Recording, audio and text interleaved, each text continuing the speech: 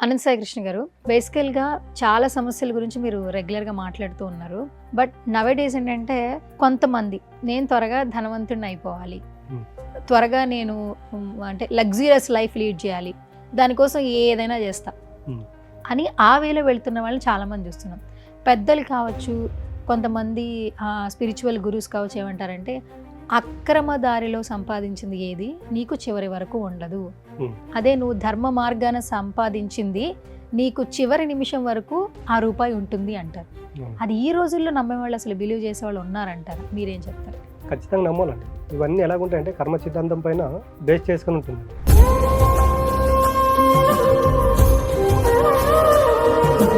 మనకు కర్మ సిద్ధాంతం 3 రకాలు ఉంటుందండి. ఒకటి సంచిత కర్మ, ప్రావర్ధ కర్మ, ఆగామి కర్మలు అని ఉంటాయి. ఇప్పుడు ఒక వ్యక్తి ఏ విధంగా అయితే ఏ దారిలో ఏ మార్గంలో డబ్బు సంపాదిస్తాడో దానికి సంబంధించిన రిజల్ట్ భవిష్యత్తులో ఉంటుందండి. ఇప్పుడు చూడండి, మనము డబ్బు సంపాదించిన చాలామంది కోటీశ్వరులు, చాలామంది ధనవంతులు మానసికమైన ప్రశాంతత ఉన్నారు. చాలామంది డబ్బు ఉన్నా కూడా సూసైడ్ చేసుకుంటున్నారు. ఎందుకు? మానసిక ప్రశాంతత లేకపోవడం. ఆ మానసిక ప్రశాంతత ఎందుకు ఉండట్లేదంటే, నీ డబ్బు ఉందనే అహంకారంతో ఎవరినైతే మానసికంగా శారీరకంగా బాధ పెడుతున్నావో ఆ కర్మ వీళ్ళు అనుభవించాల్సి ఉంటుంది. ఆ విషయం వీళ్ళకి తెలియదు. కాబట్టి మనిషికి 3 సమస్యలు అని చెప్పాము: డబ్బు, ఆరోగ్యము, హెల్త్. ఈ 3 సమస్యలు మనం బాగా అబ్జర్వ్ చేసినట్టయితే చూడండి, డబ్బు ఉన్న వాళ్ళకి మిగతా అడిషనల్గా 2 ప్రాబ్లమ్స్ ఉంటాయి. డబ్బు లేని వాళ్ళతో ఈ 3 ప్రాబ్లంలు ఉండవండి. ఎందుకంటే డబ్బు ఎప్పుడైతే అనుకున్నాం కదా, ధనం మూలం ఇదం జగత్ అని వీళ్ళు అనుకుంటున్నారు. బట్ మనిషి ఏం చేస్తున్నాడంటే, నా దగ్గర డబ్బు ఉందని అడ్డమైన పనులు చేసుకుంటే ఉన్నప్పుడు ఏమవుతుందంటే, యద్దవం తద్దవుతుంది. నీ దగ్గర డబ్బు ఉందని ఇవన్నీ చేస్తున్నావు కాబట్టి నీ లైఫ్ ఎక్కడో చోట ఎండ్ అవ్వాలి, కాబట్టి స్టాప్ అవ్వాలి, కాబట్టి వాళ్ళకి హెల్త్ ప్రాబ్లము, రిలేషన్ ప్రాబ్లమ్ని క్రియేట్ జరుగుతాయి. చాలామందికి తెలియదు. ఇప్పుడు చూడండి, క్యాన్సర్ ఇవన్నీ కూడా పెద్ద వాళ్ళకి ఎక్కువ వస్తుంటాయి. ఎందుకంటే వాళ్ళకి తెలుసు వాళ్ళు చేసిన పాపాలు ఏదో ఒకరోజు వాళ్ళ దగ్గరకు వస్తాయని వాళ్ళు బిలీవ్ చేయట్లేదు. ఇప్పుడు మీరు హాస్పిటల్కి వెళ్ళండి, ఐసీయూలో చూడండి, పెద్ద హాస్పిటల్లో చూడండి, అంత ధనవంతులే ఉంటారు. మనకి ఎగ్జాంపుల్ మాట్లాడుకోవాలని చూడండి, ఇప్పుడు ఎవరో జస్ట్ ముష్టి తీసుకున్నా అంటే ఇక్కడ ఎవరో తినడానికి లేని వాళ్ళు, అడుక్కునే వాళ్ళు ఉంటారు చూడండి. ఇప్పుడు వాళ్ళని ఎక్కడైనా మనం హాస్పిటల్లో చూస్తున్నామా? ఎక్కడైనా కనిపించారా?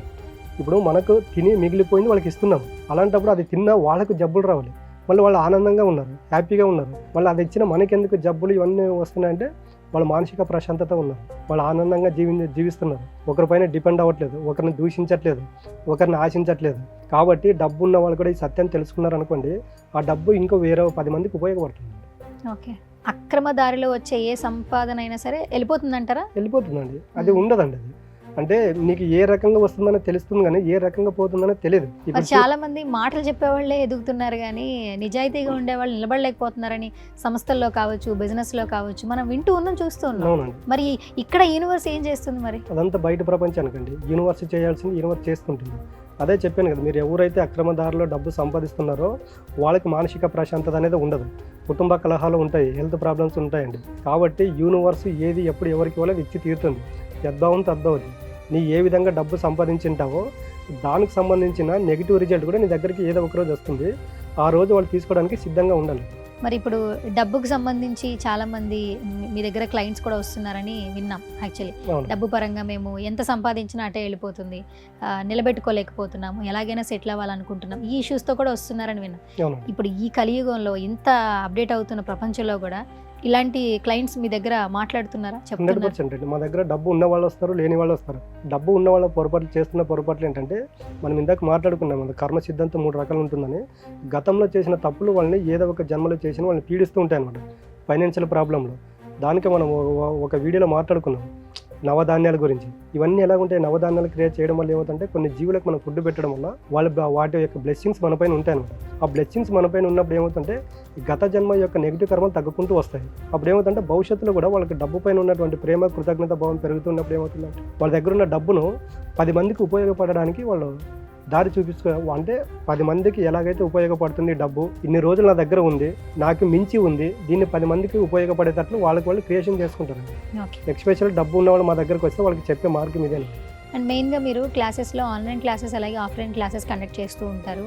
ఎస్పెషల్లీ మంత్లీ కొన్ని ఫ్రీ క్లాసెస్ ఉన్నాయి కదా, ఒకసారి దాని గురించి తెలియజేస్తారు. ఫ్రీ క్లాసెస్ అనేది ఆన్లైన్లో ఉంటుందండి. ఎవ్రీ సండే మార్నింగ్ కానీ ఉదయం కానీ ఉంటుందండి.